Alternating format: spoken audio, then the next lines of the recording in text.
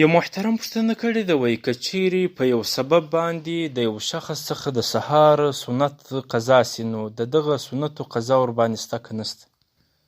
محترمه، که چیرې د یو شخص څخه یوازې سنت قضا سي، مثلا دی په جومات کې شرکت وکړي، هغه سنت پاته سي، نو د لمر راختلو تر مخه به یې په هیڅ صورت کې قضا نه راوړي.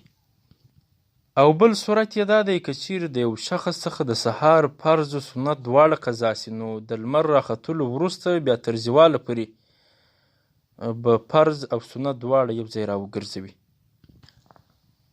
او که چیرې یوازې د دغه شخص څخه د جومات په سبب باندې یا په یو بل سبب باندې سنت قضا سوي وي، مثلا د سهار فرض یې کړی وي، سنت پاته سوي وي، نو که چیرې د لمر راختلو وروسته راونه ګرځوي، دغه سنت هم دغه کس ملامت نه بلل کیږي. خو البته امام محمد رحمه الله ښه کار دا بللی دی چې د لمر راختلو وروسته دغه سنت راوګرځول سي.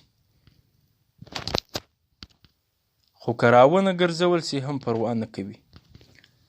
بحر دوهم ټوک او صفحه 111 همداراز بدائع اول ټوک او صفحه 642 رد المحتار اول ټوک او صفحه 513